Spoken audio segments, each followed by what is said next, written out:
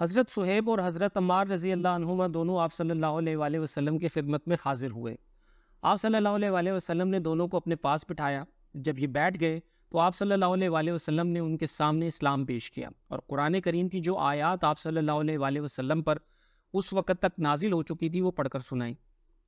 ان دونوں نے اسی وقت اسلام قبول کر لیا۔ اسی روز شام تک یہ دونوں نبی کریم صلی اللہ علیہ وآلہ وسلم کے پاس رہے۔ شام کو دونوں چپکے سے چلے آئے۔ حضرت عمار رضی اللہ عنہ سیدھے اپنے گھر پہنچے تو ان کے ماں باپ نے ان سے پوچھا کہ دن بھر کہاں تھے۔ انہوں نے فوراً ہی بتا دیا کہ وہ مسلمان ہو چکے ہیں۔ ساتھ ہی انہوں نے ان کے سامنے بھی اسلام پیش کیا اور اس دن انہوں نے قرآن پاک کا جو حصہ یاد کیا تھا وہ ان کے سامنے تلاوت کیا۔ ان دونوں کو یہ کلام بے حد پسند آیا۔ دونوں فوراً ہی بیٹے کے ہاتھ پر مسلمان ہو گئے۔ اسی بنیاد پر نبی کریم صلی اللہ علیہ وآلہ وسلم حضرت عمار بن یاسر رضی اللہ عنہ کو الطیب المطیب کہا کرتے تھے، یعنی پاک باز اور پاک کرنے والے۔ اسی طرح حضرت عمران رضی اللہ عنہ اسلام لائے تو کچھ عرصے بعد ان کے والد حضرت حسین رضی اللہ عنہ بھی مسلمان ہو گئے۔ ان کے اسلام لانے کی تفصیل یوں ہے۔ ایک مرتبہ قریش کے لوگ نبی کریم صلی اللہ علیہ وآلہ وسلم سے ملاقات کے لیے آئے۔ ان میں حضرت حسین رضی اللہ عنہ بھی تھے۔ قریش کے لوگ تو باہر رہ گئے، حسین رضی اللہ تعالیٰ عنہ جو ہے اندر چلے گئے۔ نبی کریم صلی اللہ علیہ وآلہ وسلم نے انہیں دیکھ کر فرمایا ان بزرگ کو جگہ دو۔ جب وہ بیٹھ گئے تب حضرت حسین رضی اللہ تعالیٰ عنہ نے کہا یہ آپ صلی اللہ علیہ وآلہ وسلم کے بارے میں ہمیں کیسی باتیں معلوم ہو رہی ہیں؟ آپ صلی اللہ علیہ وآلہ وسلم ہمارے معبودوں کو برا کہتے ہیں۔ نبی کریم صلی اللہ علیہ وآلہ وسلم نے ارشاد فرمایا اے حسین آپ کتنے معبودوں کو پوچھتے ہیں؟ حضرت حسین رضی اللہ عنہ نے جواب دیا ہم 7 معبودوں کی عبادت کرتے ہیں، ان میں سے 6 تو زمین میں ہے، ایک آسمان پر۔ اس پر آپ صلی اللہ علیہ وآلہ وسلم نے فرمایا اور اگر آپ کو کوئی نقصان پہنچ جائے تو پھر آپ کس سے مدد مانگتے ہیں؟ حضرت حسین رضی اللہ تعالیٰ عنہ بولے اس صورت میں ہم اس سے دعا مانگتے ہیں جو آسمان میں ہے۔ یہ جواب سن کر آپ صلی اللہ علیہ وآلہ وسلم نے فرمایا وہ تو تنہا تمہاری دعائیں سن کر پوری کرتا ہے اور تم اس کے ساتھ دوسروں کو بھی شریک کرتے ہو۔ اے حسین تم اپنے اس شرک سے خوش ہو، اسلام قبول کر لو، اللہ تعالیٰ تمہیں سلامتی دے گا۔ حضرت حسین رضی اللہ عنہ یہ سنتے ہی مسلمان ہو گئے۔ اسی وقت ان کے بیٹے حضرت عمران رضی اللہ عنہ اٹھ کر باپ کی طرف بڑھے اور ان سے لپٹ گئے۔ اس کے بعد حضرت حسین رضی اللہ عنہ نے واپس جانے کا ارادہ کیا تو آپ صلی اللہ علیہ وآلہ وسلم نے اپنے صحابہ کرام رضوان اللہ علیہ مجمعین سے فرمایا انہیں ان کے گھر تک پہنچا کر آئے۔ حضرت حسین رضی اللہ عنہ جب دروازے سے باہر نکلے تو وہاں قریش کے لوگ موجود تھے۔ انہیں دیکھتے ہی بولے لو یہ بھی بے دین ہو گیا۔ اس کے بعد وہ سب لوگ اپنے اپنے گھروں کو لوٹ گئے اور صحابہ کرام نے حضرت حسین رضی اللہ عنہ کو ان کے گھر تک پہنچایا۔ اسی طرح 3 سال تک نبی کریم صلی اللہ علیہ وآلہ وسلم خفیہ طور پر تبلیغ کرتے رہے۔ اس دوران جو شخص بھی مسلمان ہوتا تھا وہ مکہ کی گھاٹیوں میں چھپ کر نماز ادا کرتا تھا۔ پھر ایک دن ایسا ہوا کہ حضرت سعد بن ابی وقاص رضی اللہ عنہ کچھ دوسرے صحابہ کے ساتھ مکہ کی گھاٹی میں تھے کہ اچانک وہاں قریش کی ایک جماعت پہنچ گئی۔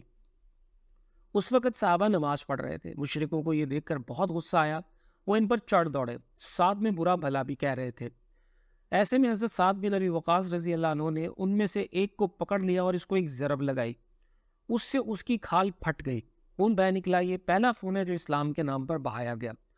اب قریشی دشمنی پر اتر آئے۔ اس بنا پر نبی کریم صلی اللہ علیہ وآلہ وسلم حضرت ارقم رضی اللہ عنہ کے مکان پر تشریف لے آئے تاکہ دشمنوں سے بچاؤ رہے۔ اس طرح حضرت ارقم رضی اللہ عنہ کا یہ مکان اسلام کا پہلا مرکز بنا۔ اس مکان کو دار ارقم کہا جاتا ہے۔ نبی کریم صلی اللہ علیہ وآلہ وسلم کے دار ارقم میں تشریف لانے سے پہلے لوگوں کی ایک جماعت مسلمان ہو چکی تھی۔ اب نماز دار ارقم میں ادا ہونے لگی۔ نبی کریم صلی اللہ علیہ وآلہ وسلم صحابہ کرام رضی اللہ عنہ کو وہی نماز پڑھاتے تھے، وہی بیٹھ کر عبادت کرتے اور مسلمانوں کو دین کی تعلیم دیتے۔ اس طرح 3 سال گزر گئے۔ پھر اللہ تعالیٰ نے آپ صلی اللہ علیہ وآلہ وسلم کو اعلانیہ تبلیغ کا حکم فرمایا۔ اعلانیہ تبلیغ کی ابتدا بھی دار ارقم سے ہوئی۔ پہلے آپ صلی اللہ علیہ وآلہ وسلم یہاں خفیہ طور پر دعوت دیتے رہے تھے، یہاں تک کہ اللہ تعالیٰ نے سورہ شعراء میں آپ صلی اللہ علیہ وآلہ وسلم کو حکم فرمایا اور آپ صلی اللہ علیہ وآلہ وسلم اپنے نزدیک کے اہل خاندان کو ڈرائیے۔ یہ حکم ملتے ہی آپ صلی اللہ علیہ وآلہ وسلم کافی پریشان ہوئے، یہاں تک کہ آپ صلی اللہ علیہ وآلہ وسلم کی پھوپھیوں نے خیال کیا کہ آپ صلی اللہ علیہ وآلہ وسلم کچھ بیمار ہیں۔ چنانچہ وہ آپ صلی اللہ علیہ وآلہ وسلم کی بیمار پرسی کے لیے آپ صلی اللہ علیہ وآلہ وسلم کے پاس آئیں۔ تب آپ صلی اللہ علیہ وآلہ وسلم نے ان سے فرمایا میں بیمار نہیں ہوں، بلکہ مجھے اللہ تعالیٰ نے حکم دیا ہے کہ اپنے قریبی رشتہ داروں کو آخرت کے عذاب سے ڈراؤں۔